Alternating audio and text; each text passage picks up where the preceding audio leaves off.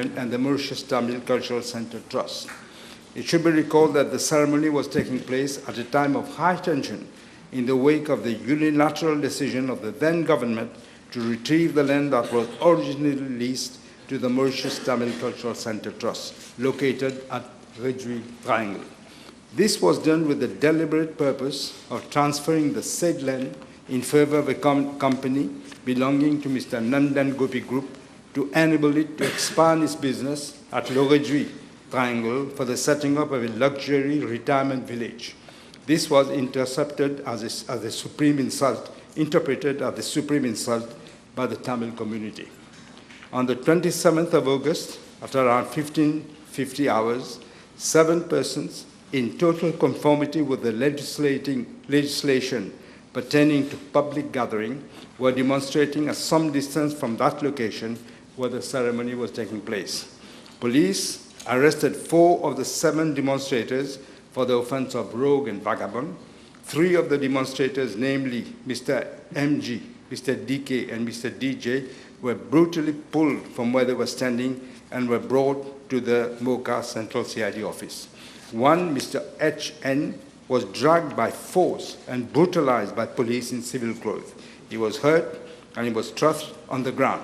He was thereafter pushed violently into a police vehicle, and while with the police taking no consideration at all of his protest to the fact that he had already been hurt. Mr. HN got a malaise and had to be conveyed to Welkin Fortis Clinic as the result of this. Madam Speaker, the inquiry into the case of rogue and vagabond is ongoing. On the 29th of August 2024, Mr. RS was provisionally charged with the offense of assault against agent of civil authority before Mocha District Court. He was allowed bail after furnishing a surety of 8,000 rupees and a recognizance of 30,000 rupees. Madam Speaker, in regard to Part A of the question, I'm informed that the police officers had recourse to the use of force against the demonstrators, as according to them, the demonstrators were resisting the arrest. This was not the case. You could see it on the video. Even though the matter was videotaped and went viral on the social media, the brutal acts committed by the police were not inquired into by the Independent Police Complaints Commission. In regard to Part B of the question, I'm informed by the Commissioner of Police that as per records, no private bouncers were present during the protest at Côte d'Or on the 27th of August, 2024.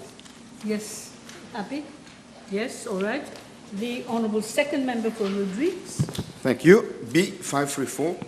Madam Speaker, I'm informed that in September 2007, the then Independent Commission Against Corruption opened a sub-office in Rodrigues for a more efficient implementation of its mandate in relation to education, prevention, and investigation. I'm also informed, Madam Speaker, that at present 27 cases are being investigated by the Financial Crimes Commission sub-office in Rodrigues, and the number of officials who have been facing or are facing investigation in Rodrigues is 29. In regards to service providers and contractors who have been or are facing investigations, 9 service providers are currently undergoing investigations in connection with the award of contract of government projects. Yes, Mr. François. Thank you, Madam Speaker, and I thank the Honourable Prime Minister for his answer. May I ask the Honourable Prime Minister, from the officials, the 29 officials, whether there is involved any high-profile person, not to say serving politician, for conflict of interest, bribery, influence on decision of procurement, allocation of state lands, fraud by abusing their position, for a direct or indirect interest for himself or any close relatives. I'm not able to say that, Madam Speaker, because the investigation is ongoing. Of course. Second. Second one, Madam Speaker, following a letter from the Rodrigues Public Service Unions, Platform Syndical Rodrigues, addressed to the Honourable Prime Minister, I'm in a copy, may I ask the Prime Minister whether he is agreeable to use his good office to request the Commission, in line with the principle of good governance, to liaise with the unions and the Regional Assembly for the setting up of anti-financial crime practices in Rodrigues to eliminate financial crimes. Can't really give instructions to the FCC, but I can pass on the message. Thank you. Thank you. Yes, Honourable Second Member for... I'm sorry. Honourable Second Member, yes, for Rivière des Anguilles, Chouilla. No officer in the public service based in Mauritius is being paid salary or benefits in foreign currency except for foreign nationals whose services have been enlisted in view of their technical expertise and in line with the terms of their contracts. However, ambassadors and officers of the diplomatic cadre who are posted in Mauritius missions abroad are paid salary in foreign currency in accordance with the recommendations of the PRB. They also pay the foreign service and other allowances in foreign currency. Madam Speaker, I wish to refer the Honourable Member to my reply to Parliamentary Question B410 for the sitting of the 6th of May of this year in relation to the salary and fringe benefits drawn by Mr. Bikari, former Director General of the Financial Crimes Commission. I wish to reiterate that when Mr. Bikari assumed duty as Director General of the now defunct ICAC, he was drawing a salary of 375,000 rupees monthly, however, payable 50% in Mauritian rupees and 50% in US dollars. When his appointment was renewed for a further period of 5 years in 2021, his monthly salary was revised to 420,000 rupees, payable again 50 Crimes Commission in March 2023. Mr. Bikari was drawing a monthly salary of 525,000 rupees as Director General of the Commission. That is an increase of 100. For Vieux Grand Port Roosevelt, Mr. Seaburn. Thank you, Madam Speaker. It's question 5 stroke. Government has injected funds in the form of equity into Maubank Limited through the Maubank Holdings Limited, where government is the sole shareholder. Maubank Limited is a 2015 to November 2024.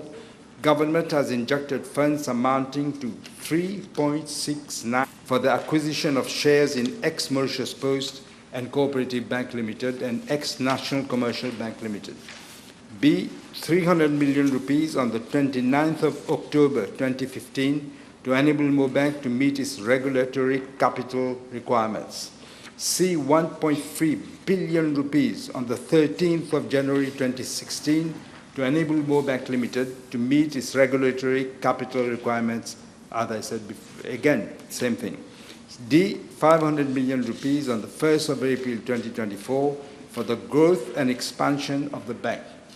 Government, I must say, Madam Speaker, has not yet received any return on the investment from Maubank Holdings Limited since its incorporation in September 2015. Thank you. Yes, the Honourable Second Member for Rodrigues. Thank you very much. B537. Madam Speaker, concerning Part A of the question, I have been informed that the projects and programs relating to Rodrigues Island have been included in the total amount of public sector investment program of 2025-2026 to 2029 to 2030. In this regard, for the financial year 2025-2026, a total provision of 785 million rupees has been made in the performance-based budget estimates of 2025-2026 under the program 0205 Rodrigues and Outer Islands as capital grant to Rodrigues Regional Assembly for appropriation by the National Assembly. Madam Speaker, I wish to inform the House that in its budget for financial year 2025-2026, the RRA made a provision, that is the Rodrigues Regional Assembly, made a provision of 990 million rupees for the implementation of capital projects. However, taking into account the implementation capacity as well as the state of preparedness of the projects, government has provided 785 million rupees.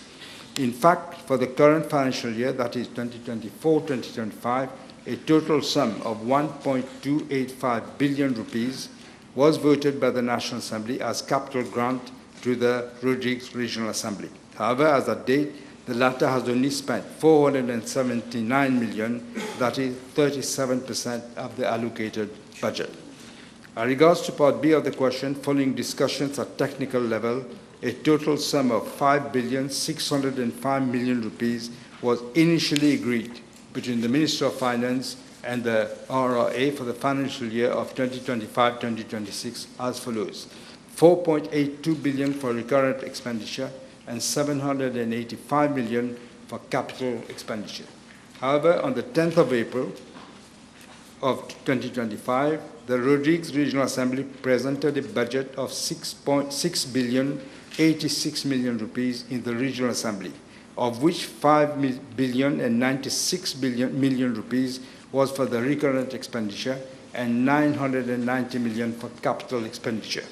On the 18th of April of this year, government considered the proposals and has agreed to increase the provision for recurrent expenditure by 180 million to 5 billion rupees, while the sum for capital expenditure has been maintained at 785 million rupees.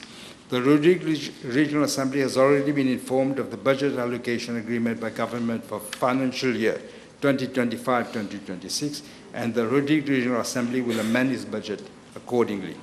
Madam Speaker, I wish to inform the House that in addition to the 785 million rupees provided as capital grant for the financial year 2025-2026, an amount of around 1.6 billion has also been included in budget for the various other projects. These include 1 billion rupees for the construction of the new runway at Penkorai and 340 million for water-related projects, as well as 60 million for drain projects in Rodrigues. I'm sure you can come back on all this during the debate. I will proceed with the next question, therefore. We don't have much time left. The Honourable third member, no, I'm sorry, the Honourable, I think we've done 538 already, so the Honourable second member for Rivière-des-Anguilles, Souillac. Merci, Madame. Question B539, s'il vous plaît.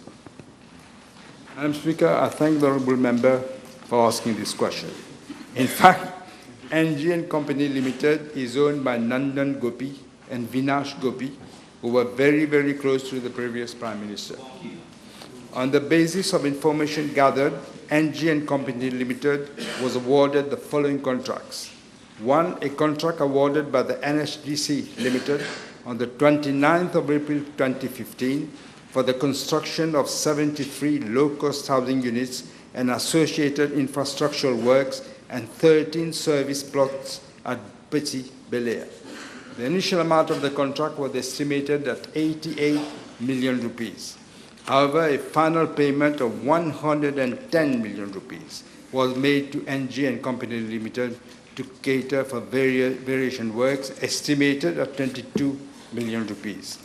I wish to inform the House that NG & Company Limited had subcontracted the entire work to Pi Big Construction Limited for an amount of 76 million rupees.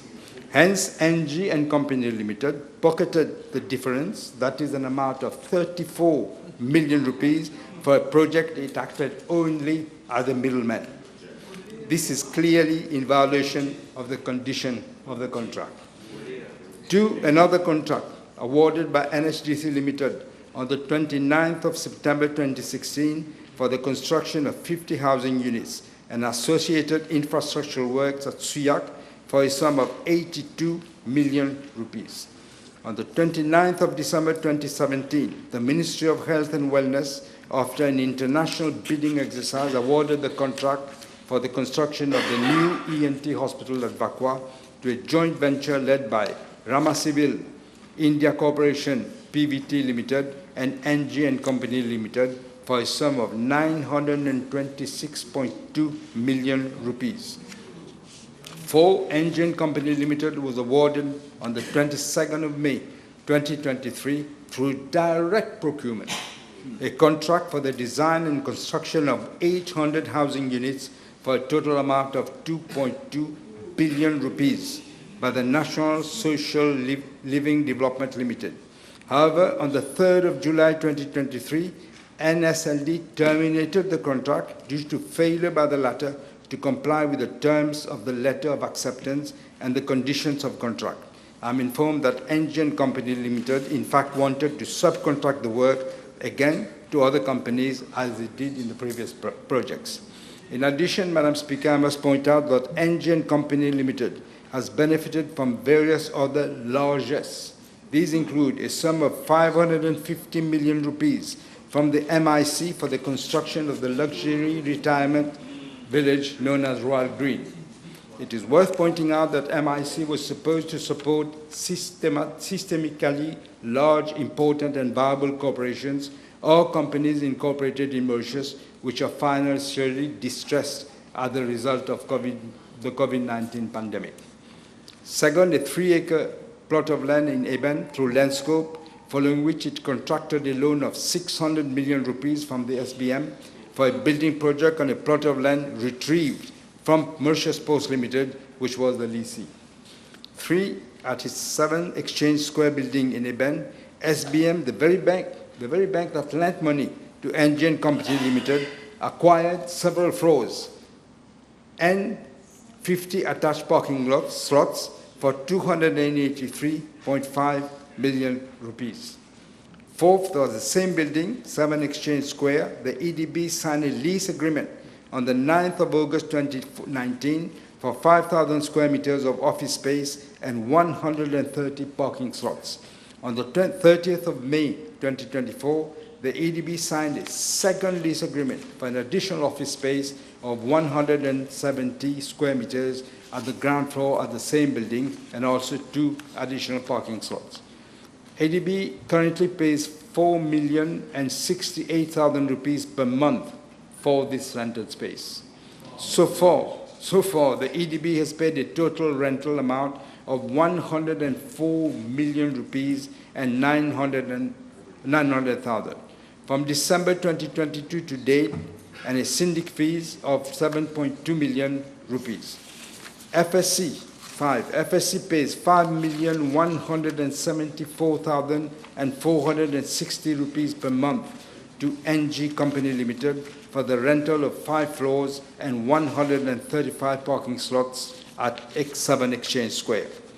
6, a contract between Mauritius Telecom and Royal Green for the provision of medical services by the Royal Green Hospital to employees of MT for an estimated amount of 13,038,749 rupees for over 3 years. 7th, financial support from Industrial Finance Corporation Limited to the tune of 64 million rupees to Royal Green Healthcare Limited. 8th, Mauritius Post Authority granted a lease of 25 years of a plot of 1 hectare of land in the port area of NG Marine Services, which is part of the NG Group of companies. 9th, NG & Company Limited also benefited from a lease of state land for its luxury villa project, Asmara at Rivière, from which it pocketed hundreds of millions of rupees from the sale of the villas. Madam Speaker, the House may also wish to know that on the 15th of April 2024, a decision was taken by the then government to relocate the office of the Financial Crimes Commission on the flimsy excuse of infrastructural defects in the building. This was but a ploy to lease the land to NG & Company Limited, which had already benefited from the land retrieved forcibly from the Tamil Cultural Center. This formed part of the strategy of NG & Company Limited to expand its domain of the entire Rajwi Triangle with the blessings of the former government. Madam Speaker, let me also add a few words about the land scam initiated by the management of Landscope Limited in 2019, a few months, that is, before the general elections. This related to a decision of the board to allocate 550 acres of prime land in a strategically located area at the heart of Côte d'Or City project under the Landscope Development Scheme. This project was estimated at more than 25 billion rupees. Despite the fact that following an expression of interest exercise, 32 developers were deemed eligible to receive plots, the board, under the leverage of the cabinet and then the then Prime Minister personally, decided to allocate the land to only 2 companies, out of which 250 acres were to be given to NG & Company Limited. Madam Speaker, Mr. Gérard Sans-Peur, the then chairperson of Landscope, vehemently opposed the decision, raising serious concerns about the lack of transparency, fairness, and procedural irregularities. He stood firm despite thinly veiled threats for resisting a recommendation of the Cabinet. He insisted that the matter be referred to the State Law Office. Following the advice of the State Law Office, the board had to rescind the contract, the decision, thus aborting what was going to be another scam, probably the scam of the century. Shortly after that, Mr. Sans-Peur resigned as chairperson of the board and as principal advisor to the then Prime Minister. Madam Speaker, the House will recall that just before the general election last year, a strategic plot of land in the area of Anse-Larrey Beach was allocated to Luxury Suisse Limited, another entity owned by NGN Company Limited. In view of the major public outcry that followed, he had no choice but to abandon the project.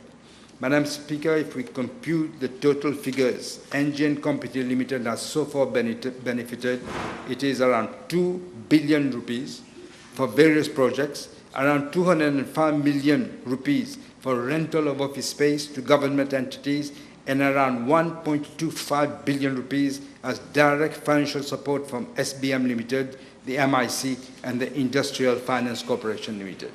It should be pointed out, Madam Speaker, that Mr. Vinesh Gopi chaired several bodies, including the Tourism Authority, the Mauritius Multi-Sports Infrastructure, the Drains Infrastructure Construction, among others. Madam Speaker, all the information I've given to the House show clearly that the MSM government has systematically, since 2015, weaved a cobweb of corruption, malfeasance, nepotism, and cronyism to bleed the country of important resources for their personal advantage. This is but one example how they fleeced the economy and left the country in the mess that we find ourselves today. No, I'm sorry. Okay. And the time is up. I'm sorry, time is up. Time is up, Honourable Member. So, next time.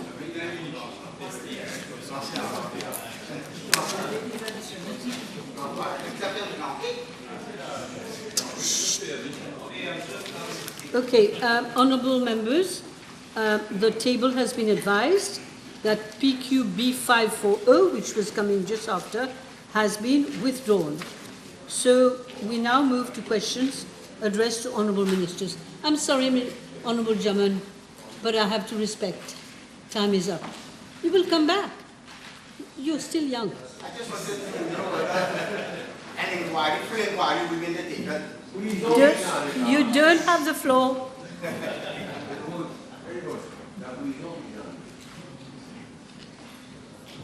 Yes, all right. Now, the Honourable Second Member for Belrose Quatre-Bornes. Je vous remercie, Madame la Présidente. B542. Madam Speaker, I am informed that following the COVID-19 pandemic, the State Trading Corporation sold the services of its then service provider, namely Moriclean Limited, to disinfect its premises in view of resumption of work and other economic activities in May 2020. However, the latter was not operational during this period. I am further informed that the STC then launched a tender for the decontamination of its head office at Eben, its 2 warehouses in Mer Rouge and Rochebois, and for its fleet of vehicles to 7 potential bidders. Of these 7 companies, 6 submitted their quotations, which were as follows: Services 2000 Limited for 68,000, Alpha Pest Management for 99,215, Niti Select Limited for 91,000 during normal hours, and 121,000 for odd hours. Pagello Cleaning Services Limited for 176,525. Final Cleaning Limited for 565,539. Aqua Science and Technology Limited for 61,399 and 11 cents. Based on the evaluation exercise carried out by the STC, the contract was awarded to Niti Select Limited, which was found by the STC to be the lowest substantially responsive bidder for the price of 121,000 rupees. Madam Speaker, I am also informed that in June 2020, the STC carried out a second decontamination exercise in one of its warehouses and its vehicles. The STC availed itself of the services of Niti Select directly on the same terms and conditions as the first contract for a total value of 85,000 rupees. I am further informed by the STC that based on the certification of the health and safety officer of the STC that the decontamination exercise were successfully carried out in his presence, the total cost of 206,000 for the disinfection carried out by Niti Select Limited at the STC post-COVID was paid to the contractor. Yes. Supplementary. Je vous remercie, Madame la Présidente. Can the Minister inform the House whether he is aware that the manual workers of the STC are claiming that they did the cleaning and they were promised to get paid, and unfortunately they did not get any remuneration for the cleaning which they did at the STC head office building at Eben, STC warehouse at Mer Rouge, and STC warehouse at Rochebois. Thank you. Yes, Minister. Madam Speaker, I have also heard the same version. However, the management of the STC is insisting that the disinfection was carried out by the employees of Niti Select. On the other hand, the manual workers at the STC are claiming that they did the job without any remuneration which was promised by the then management of the STC. The STC, however, confirmed that the maintenance section and a few handy workers actually carried out the following: internal and external cleanings at the STC head office, internal and external cleanings at Shed A and Rochebois warehouses. Madam Speaker, I will request the board of the STC to do an investigation, and the matter will be referred to the FCC if need be. Yes. Thank you. Yes, Honourable Jamal. Thank you, Madam Speaker. Can I know from the Honourable Minister the date of incorporation of the company, nature of business, and also the date contract was awarded? Madam Speaker, I have the information from the Registrar of Companies. The date incorporated was 21st of April 2020. The name of the company, Niti Select Limited. The category is domestic. The status is live under winding up process. And the contract was awarded on the next month, which was in May 2020. After incorporation, you mean? Next month after incorporation? Yes. Yes? Je vous remercie, Madame la Présidente. Can the Minister inform the House who is the General Manager and the shareholders of Niti Select Limited? Thank you. Madam Speaker, as per the Registrar of Companies, Mrs. Keshwari Punit is the GM, and the sole shareholder is Miss Nita Nurchet. Yes, last one. Yes, please. Thank you, Madam Speaker. Would the Minister inform the House if the contractor is specialized or accredited in biohazard or pandemic-related sanitation? Thank you. Madam Speaker, I don't think so. As per the Registrar of Companies, it is written domestic and nature private. I am also informed from the STC that no due diligence was carried out. I am informed that the National Audit Office even raised concerns that the STC did not do so. All right. Honourable members, the table has been informed that PQB 543 has been withdrawn. So now we move to the second member for Quartier Militaire and Moka, Dr. Tanu. Thank you, Madam Speaker. Question B544, please.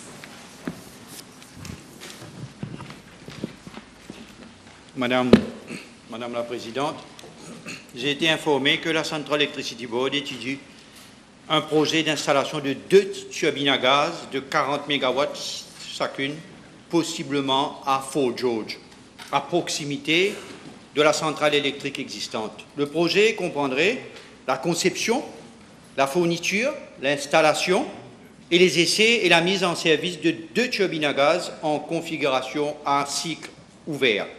Ces turbines pourront être ultérieurement converties en turbines à gaz à cycle combiné, offrant un rendement accru. Madame la Présidente, cette proposition a été évoquée suite aux défis auxquels la CEB a dû faire face au cours des mois d'été de 2024-2025 en raison d'une augmentation significative de la demande d'électricité et des pannes fréquentes des moteurs des producteurs d'électricité indépendants et de la CEB en raison de l'entretien et des réparations. Les éventuelles turbines à gaz proposées seraient utilisées par la CEB pour répondre à la demande de pointe du soir et servir de secours d'urgence pour les projets d'énergie renouvelable. Mon ministère, Madame la Présidente, et mon ministère, le CEB, travaillent actuellement sur des mesures à court, moyen et long terme pour assurer surtout la sécurité énergétique et la transition énergétique verte. La CEB se concentre actuellement sur la mise en œuvre des mesures urgentes pour répondre à la demande d'électricité pour la prochaine saison estivale. Parallèlement, les travaux sont menés sur le lancement des nouveaux programmes et projets visant à dynamiser le secteur des énergies renouvelables, tout en développant des projets durables à long terme pour assurer une plus grande résilience du secteur énergétique. Merci. Yes. Yes. Ms. Thank you, Madam Speaker. Can we have an indication of the time framework for the implementation of the project, please? Je voudrais préciser que ce genre de projet prenne 2 ans à 3 ans pour se matérialiser. Nous sommes au stade de réflexion en ce qui concerne le court terme, le moyen terme et le long terme. Dans le court terme, ce sera la sécurité énergétique du pays. Dans le moyen terme, des projets tels que 2 ans, 2 ans et demi, et dans le très long terme, 4 ans, 5 ans pour la vision énergétique du pays. Yes, all right. So now we move to second member for Belrose Catobon. B545. Merci. Thank you. Madam Speaker, according to information available, works related to the greening and embellishment of Hillcrest Avenue, Sudnaki classified road, were implemented in the year 2022 at a cost of around 3 million rupees. Consultations were then held by the Ministry with relevant authorities, namely the then Minister of National Infrastructure and Community Development, the RDA, the Energy Services Division, the Municipal Council of Catobon, including the Traffic Management and Road Safety Unit. Madam Speaker, the Traffic Management and Road Safety Unit had submitted its recommendations for the project, namely with regard to proper visibility at each junction, height of trees and bushes, as well as flower pots, so that they do not constitute a road safety hazard. All the recommendations were taken on board by the Ministry then. Madam Speaker, I received many representations from inhabitants of the region and also the MPs of the region with regard to road safety and the removal of the flower pots. My ministry therefore intends to convene a stakeholders meeting to reassess the project. My colleague of the constituency number 18 will be consulted accordingly. Yes, I'm sorry. No problem. Are you all right? Yes, one question. Yes, one question. Je vous remercie, Madame la Présidente. 3 millions. 3 millions dépensés pour des pots de fleurs qui nuisent à la visibilité et mettent en danger les usagers de l'avenue Hillcrest. C'est inacceptable. Will the Minister inform the House whether he intends to meet with all relevant stakeholders to reassess the situation and take the appropriate corrective measures in the interest of the public safety? Thank you. Madam Speaker, I've said so. Myself, I'm not satisfied, but we are maintaining what has been done, which I can't say it's a mess, but it's creating a lot of problems, and all those reside and use the Hillcrest Avenue, which is a class road. I'm sure my colleague, Honorable Ganesh, has also received response. So we'll be looking into the project and liaise with you and other colleagues to see what can be done to remedy the situation and do something better. Thank you. Thank you. Honourable members, PQB 546 and also PQB 561, we have been advised that they have been withdrawn. So now I move to Honourable First Member for Port Louis North and Montagnard. Thank you, Madam. B547. Madam Speaker, I wish to inform the House that children with disabilities, including 69 children with autism, are already being accommodated in 10 integrated units set up in 12 primary schools.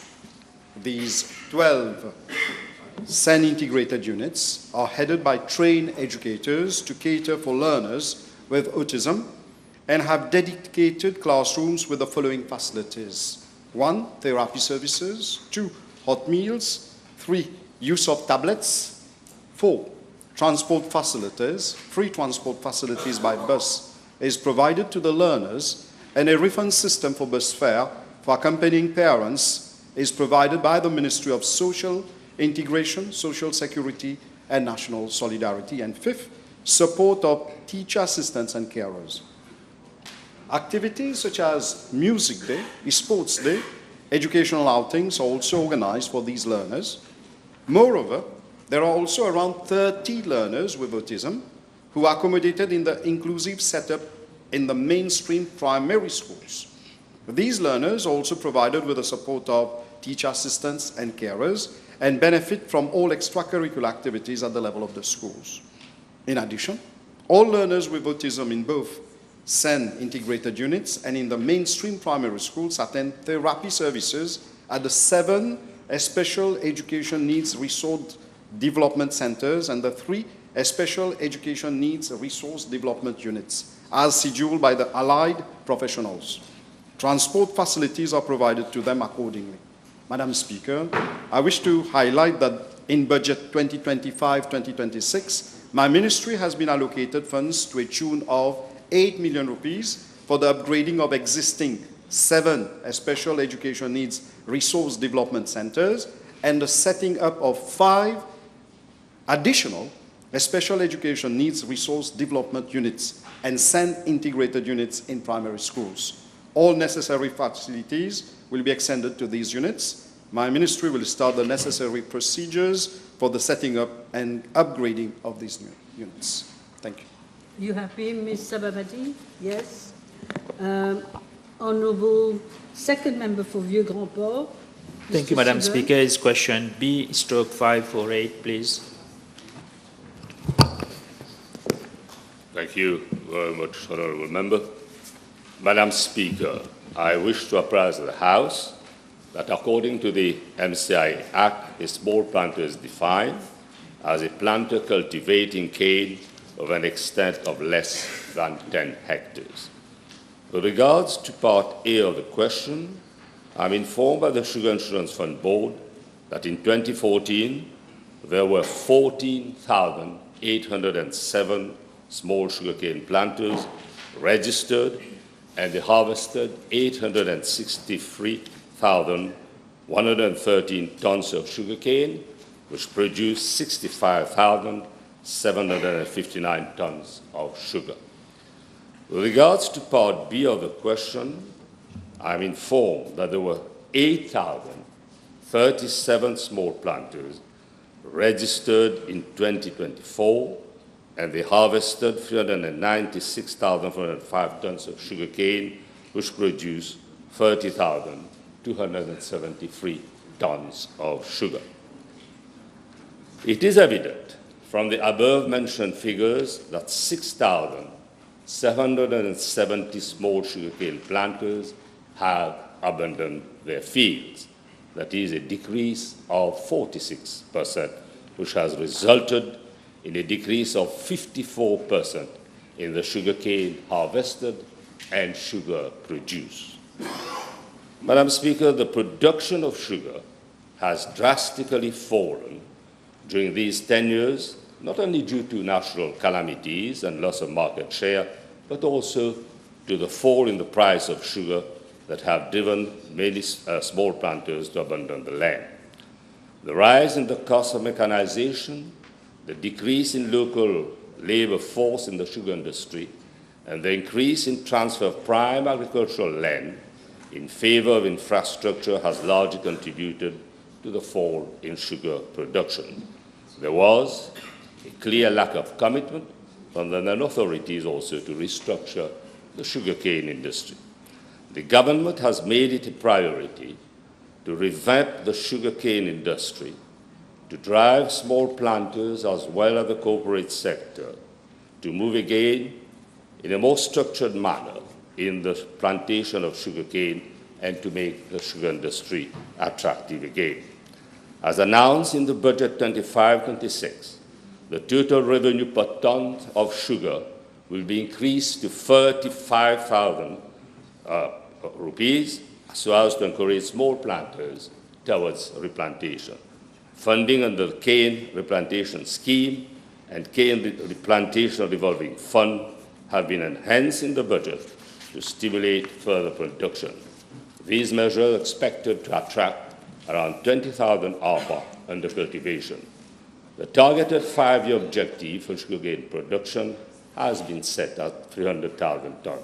Small sugarcane planters are important for this strategic initiative, and therefore the Ministry will ensure that they get full access to all support and schemes being made available. These measures will address and will tackle the cost of cane production issue and boost profitability to alleviate the difficulties presently being faced by small sugarcane planters. Thank you. Yes, you're all right.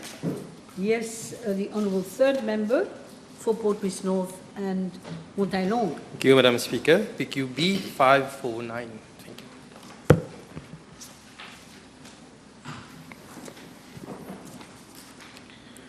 Madam Speaker, with regard to Part A of the question, I'm informed by the Local Government Service Commission, that is the LGSC, that since December 2014 to date, 10 chief executives and 11 deputy chief executives have been appointed. The list of the chief executive and deputy chief executive who have been appointed are being tabled.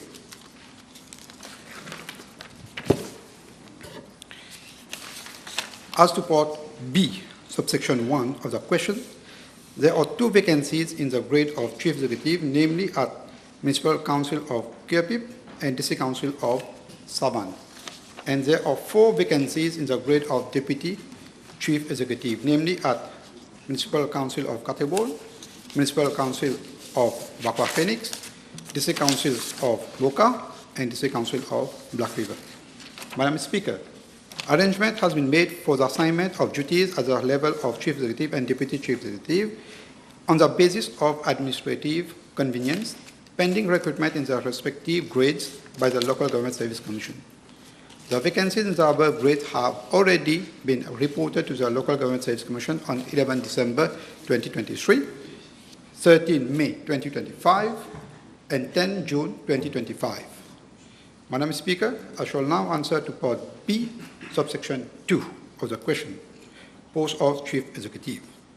Following the appointment of Mr. R.K. Nursing and Mr. D. Rikai to the post of Chief Executive in a temporary capacity, Mrs.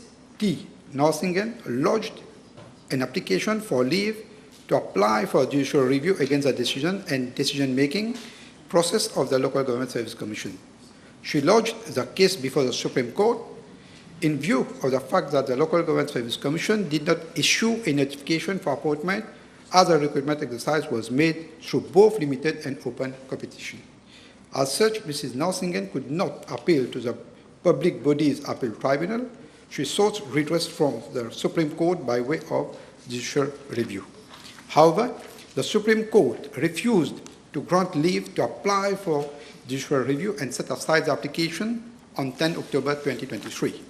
The Supreme Court was of the view that Mrs. Narsingen circumvented her right of appeal before the Public Bodies Appeal Tribunal and resorted directly to judicial review, which is a discretionary remedy of last resort.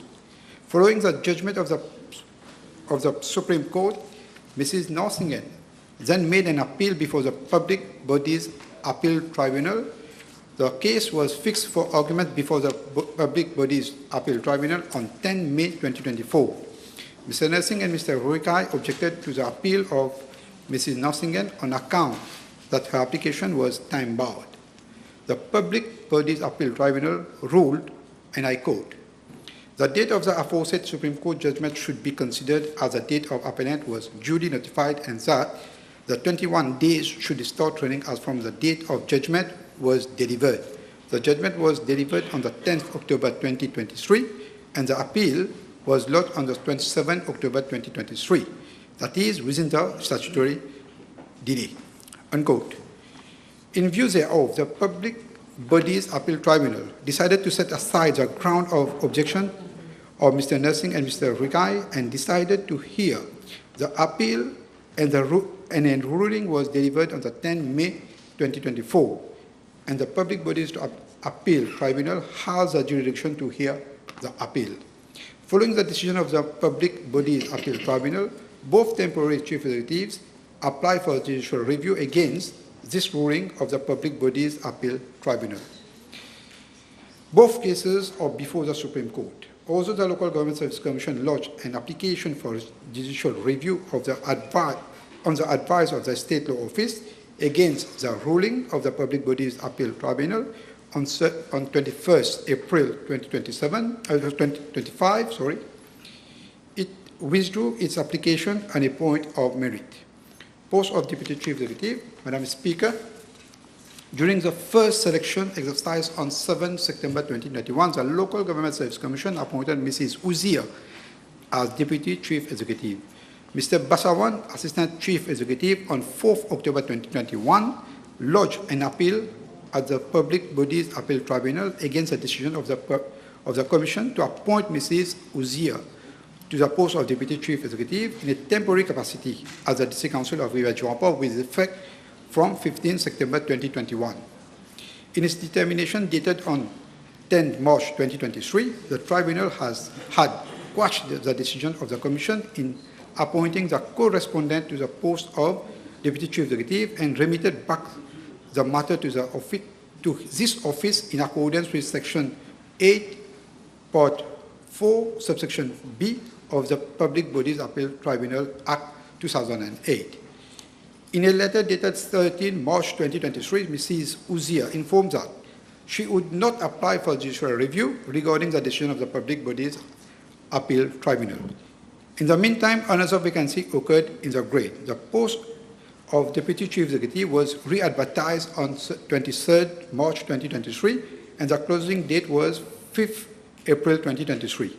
The Commission had, on 4th May 2023, appointed Mrs. Uzia and Mrs. Dial as Deputy Chief Executive in a temporary capacity at the District Council of Grand Port and District Council of Rivés, respectively, as from the date of the assumption of duty.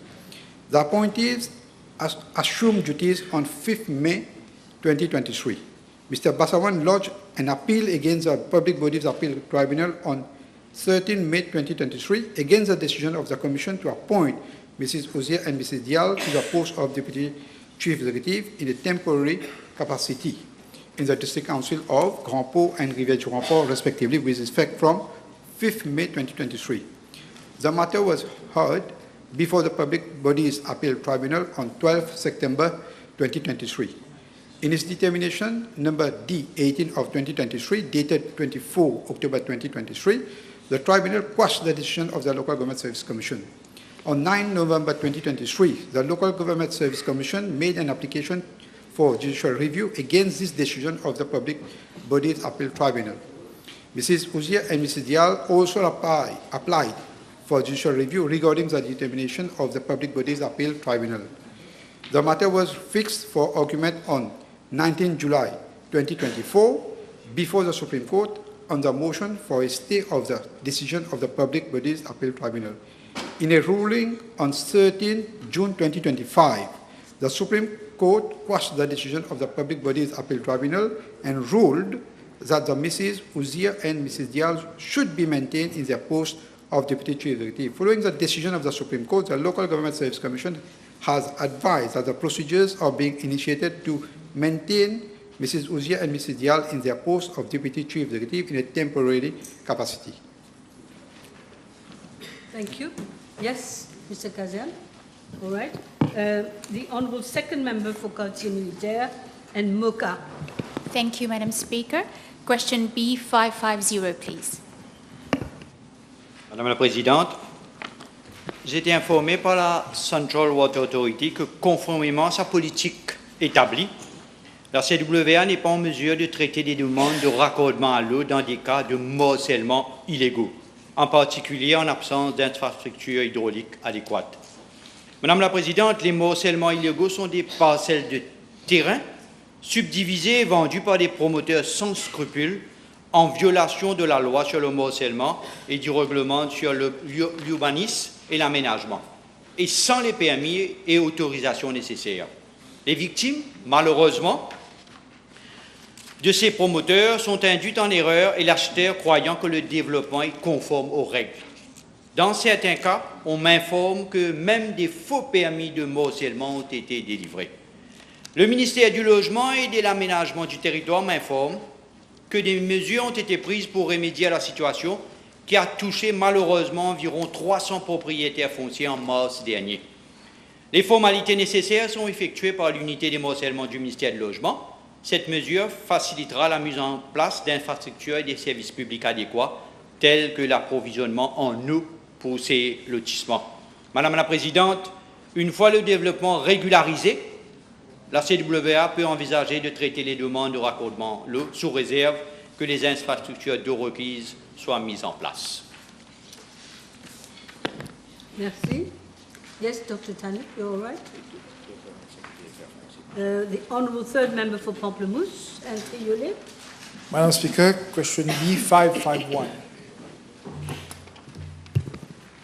I thank the honourable member for his question. Madam Speaker, from information obtained from Statistics Mauritius, the importation of vegetables over the past few years has increased from 25,000 tons, 25,280 tons in 2023 to 34,644 tons in 2024, representing an increase by 37% within a single year. However, the rising trend can be attributed to adverse climate conditions that the country has had to face, such Cyclone Bilal in 2024. The larger share of these imports comprise potatoes, onions, garlics, which are strategic crops. The biggest suppliers of imported produce are from Egypt, India, Netherlands, and China. Imported vegetables serve niche markets such as the hospitality sector, and also to palliate to shortages which occur when cultivations are affected by adverse climatic conditions, namely cyclone, flash floods, and droughts. Additionally, potatoes and onions are imported as they cannot be cultivated year-round due to our agro-climatic condition. For the year 2025, Madam Speaker, despite a low start due to the prolonged dry spell, the forecasted local production of vegetables is estimated at 179,210 tons. This will be sufficient to meet local demand, except for strategic crops like potatoes and onions, for which Agricultural Marketing Board is expecting to import some 13,000 tons, each to cater for unseasoned shortages. Madam Speaker, to make Mauritius a food circulation, the measures are now enunciated in the budget for consolidation of the agricultural sector speak for themselves, and action is being taken accordingly. There is a host of incentives that I will circulate to the Honourable Thank you. Member. Thank you very much, Minister. Yes? Yes, Mr. Rodney? Madam Speaker, can the Minister, taking into consideration the current retail prices of carrots and tomatoes, which are presently standing at approximately 200 rupees per kilo and 320 rupees per kilo, respectively, advise whether his ministry will consider the liberalization of the importation of vegetables with a view to better match supply with demand and thereby help bring down the price of vegetable on the local market. I am for liberalization, subject where there is regularity and predictability. But you know as well as I do that some growers do, I won't say that they're unscrupulous, but they're involved in price fixing. And I make it a point to go to the market on Saturday together with my colleague MPs from constituency number 18. We go to market fair in Cattleboard, and as and when I have time, I have available time, I also go to the central market in Port Louis. Now, I'm not saying that the prices are as high as the figures you've cited and given, but certainly, if ever there are unscrupulous growers, taking advantage and fleecing consumers, the matter also can be referred to the minister responsible for consumer. Thank you, Minister. Yes. Yes, I think it's Honourable Tanu, second member for Karachi Militaire. Thank you, Madam Speaker. Question B552, please. Yes.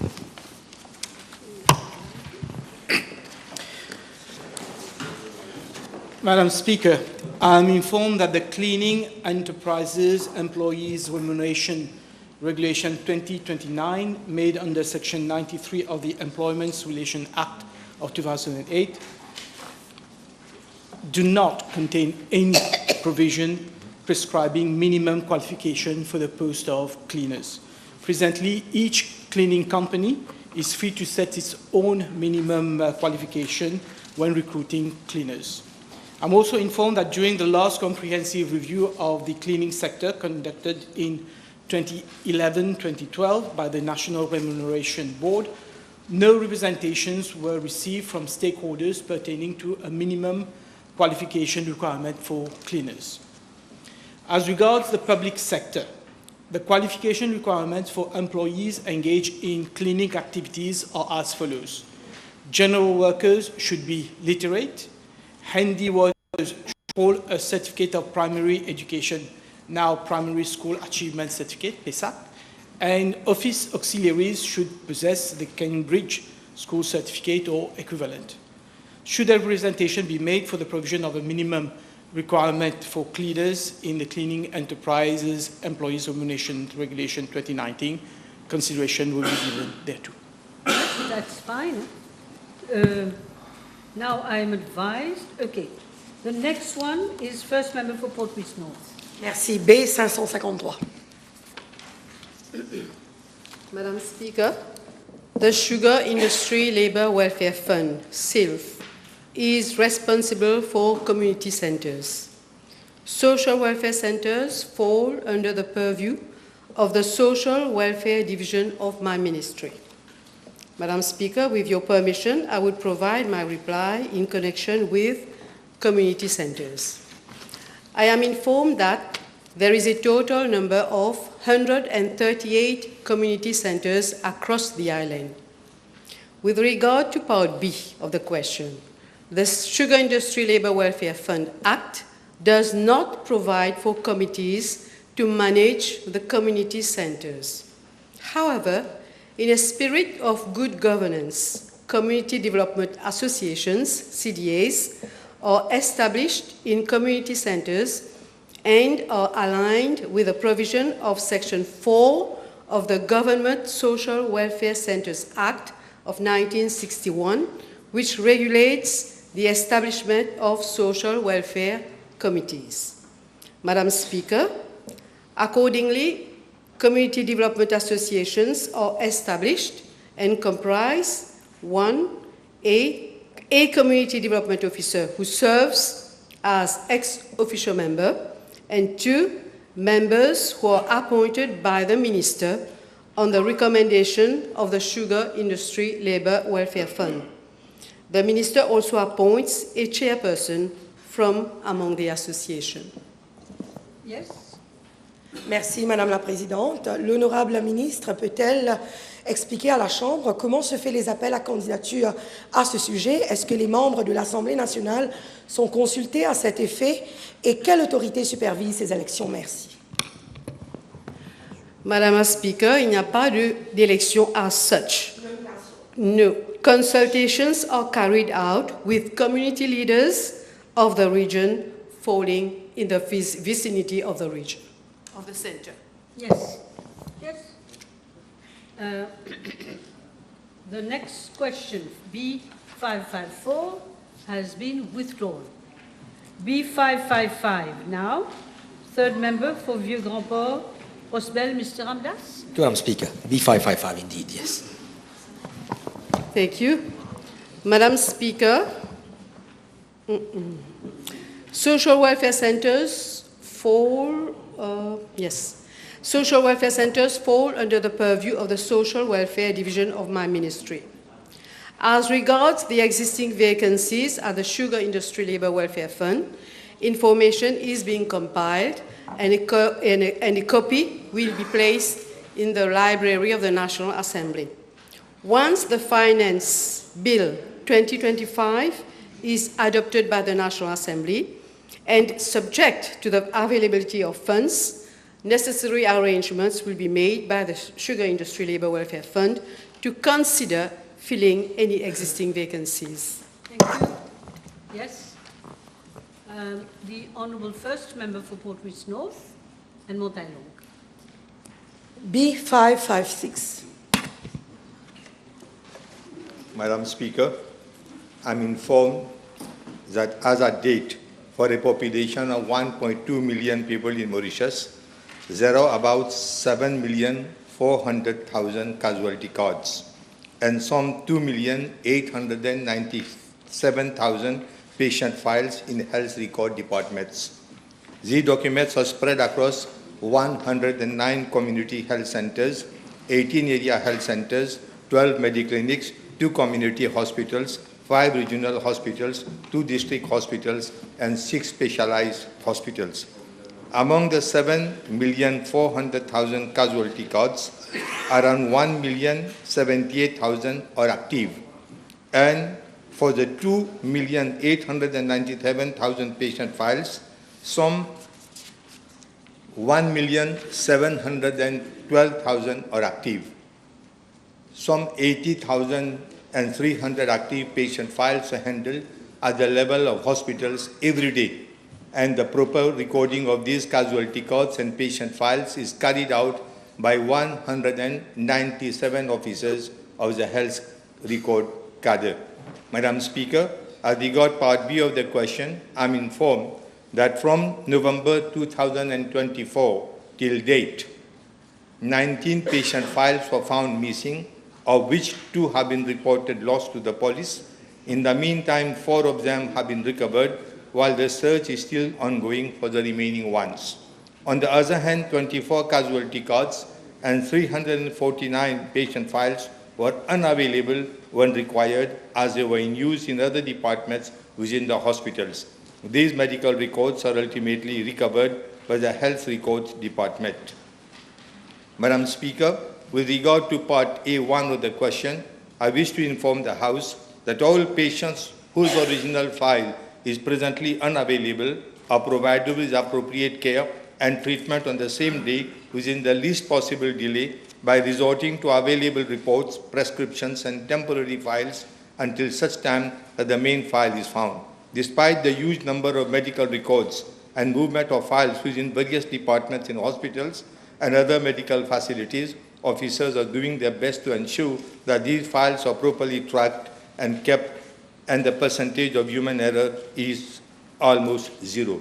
Madam Speaker, concerning Part A2 of the question, the attention of responsible officers is always drawn to be more cautious while manipulating patient medical records.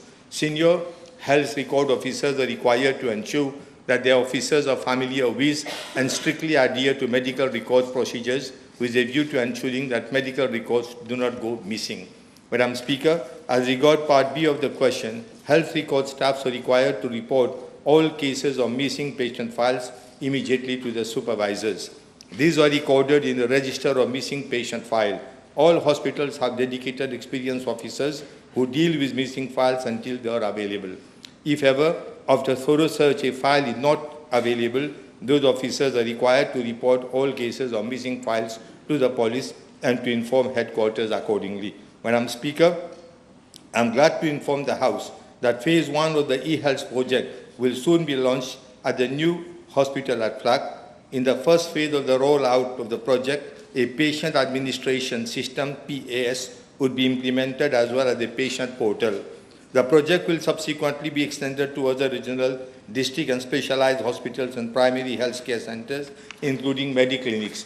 Madam Speaker, the implementation of e-health project will further consolidate one patient, one record concept and will ensure availability of medical patient data in real time. This technological advancement is expected to eliminate challenges associated with lost or misplaced medical files, offering instant access to crucial patient data with a simple click. The adoption of e-health system brings a multitude of transformational change as to how healthcare will be delivered and managed. One of the most immediate and impactful advantages is the elimination of issues related to loss or misplaced medical files. With the e-health system, all medical information will be recorded digitally in a centralized and secure database. This will ensure instant and reliable access to crucial patient data for authorized healthcare providers, regardless of their location or time of the day. This immediate accessibility is vital in emergencies during consultations or when the patient moves between different healthcare centers. Madam Speaker, what the previous government had not been able to do in 10 years' time is being accomplished by this government in 8 months. This is what we call real change. Yes. Merci, Madame la Présidente. On parle ici du cœur du mal dans les institutions de santé publique. En attendant le e-health, le ministre a-t-il envisagé une formation du personnel pour éviter ce genre de désagrément? Merci. Madam Speaker, Training. Yeah, I have already explained that repeatedly they are undergoing training regularly, and I'm repeatedly drawing the attention. But being given that there is a lack of medical officers, I have been mentioning since the very beginning, 1,500 nurses are missing. Record officers we don't have. One record officer on average is dealing with about 50 to 60 files per day. That becomes extremely impossible. And that is the reason why, instead of warning them, threatening them, I'm trying to encourage them, I'm trying to get them all together, because within months we are going to move from one system to a modern system. Thank you, Minister. Yes, Dr. Umia, the expert. So-called. As part of the question to curb the recurrence of pending lost files or missing files, can I ask the Honourable Minister whether he will consider having a dedicated desk at all outpatients department in regional hospital in a temporary basis to assist relatives and patients to retrieve notes until and so forth the e-system become fully available? Thank you. You have already taken words from my mouth. In fact, in my budget speech, this is the proposition I am going to make. Fantastic. You will all get a chance to have a bite at this issue, which is very important. I've got 5 minutes left. You insist on another question? Yes, all right. Madame la Présidente, le ministre peut-il s'assurer que le personnel médical ait une approche humaine et ne refuse pas des soins aux patients, même si on ne retrouve pas son dossier? Merci. Madam Speaker, it's all human. All of us are human beings. At times when they get overloaded, this happens to all of us. So at times it do happens, and in such a case, we can't do otherwise because we are human beings. Thank you, Minister. Thank you. I've got 4 minutes left. So I will try a last question. That would be for third member for Port-Puisse North and Montagnard. B557. Thank you. Madam Speaker, I'm informed by the Road Development Authority that the maintenance and embellishment of roundabouts located along motorways and classified roads are undertaken either by private companies, government entities, or local authorities. Roundabout sponsorship is allocated on a first-come, first-served basis for an initial period of 3 years with renewal possibilities subject to the satisfaction of the RDA. Presently, there is a total of 158 roundabouts located on motorways and classified roads, details regarding sponsorship of which are as follows. Out of the 40 roundabouts situated along motorways, 34 are being embellished and maintained through sponsorship by private companies. And second, out of 118 roundabouts located on classified roads, 61 are sponsored by private companies. With regard to part A1 and 2 of the question, with your permission, Madam Speaker, I'm tabling the information as requested by the Honourable Member in respect of the list of roundabouts sponsored by private companies. I'm also tabling information as requested in part B of the question regarding the remaining roundabouts not embellished and maintained by private companies, namely 6 on motorways and 57 on classified roads. Thank you, Minister. Yes. Maybe I have a last one. The Honourable Second Member for Grand Bay Poudre d'Or, Mr. Bijan. Yes, thank you, Madam Speaker. B558. Madame la Présidente, la Central Water Authority m'a informé qu'environ 1,7 km de tuyaux en amiante ciment ont été remplacés dans la région de Lowerville, le long de Bamboo Road, Agowan Street, Farid Lane et Sitana Road. Cependant, les travaux de réfection de la route n'ont pas été réalisés. Madame la Présidente, comme je l'ai expliqué en réponse aux questions précédentes, PQ 152, 219 et 308, la raison du retard de la remise en état de la route dans le cadre de ce projet était due à des irrégularités de procédure dans la gestion du projet. La situation a maintenant été réglée et les autorisations nécessaires ont été obtenues pour procéder aux travaux en cours dans le cadre de ce projet. Je tiens à souligner, Madame la Présidente, que plusieurs kilomètres de route dans différentes régions de l'île sont en mauvais état et nécessitent une réfection suite aux travaux de pose de tuyaux effectués par la CWA. En plus d'avoir volé les tuyaux, bien sûr. Mon ministère examinera les travaux de remise en priorité. Des fonds ont été prévus à cet effet dans ce budget, donc la réflexion des travaux seront faites. Yes. Just one question. You have 1 minute. Thank you, Madam Speaker. For answer as well. Thank you. Can the Honourable Minister confirm to this House whether the inaction by the former government contributed to an excessive amount to repair similar road problems around the island so that the whole population can understand this? Oui, l'honorable membre a parfaitement raison, Madame la Présidente. Si on recommence à parler du 700 millions de roupies du projet Pipe Replacement Programme, avec le projet d'autres projets à 1 milliard de roupies qui a dépassé largement les 1,2 milliard de roupies. Ceci dit, nos routes n'ont pas pu être réasphaltées justement à cause les fonds ont été dilapidés par l'ancien gouvernement, donc enfin volés pour ne pas dire coquins, et cela sera fait dans les semaines à venir. Okay, I have one supplement. Okay. Madame la Présidente, est-ce que l'honorable ministre peut considérer la possibilité d'avoir un seul contracteur pour la pose des tuyaux et le réasphaltage, parce que souvent il y a un grand décalage entre le remplacement des tuyaux et le réasphaltage, puisqu'il y a 2 contracteurs qui sont concernés et que ça prend beaucoup de temps et que ça cause beaucoup d'inconvénients aux automobilistes. Madame la Présidente, j'apprécie la question de l'honorable. Bon, nous sommes en train de revoir tout ce département de procurement, mais bien sûr, il faudra respecter le procurement. Thank you, everybody. I suspend the sitting for 1.5 hours. We're back at 2:30.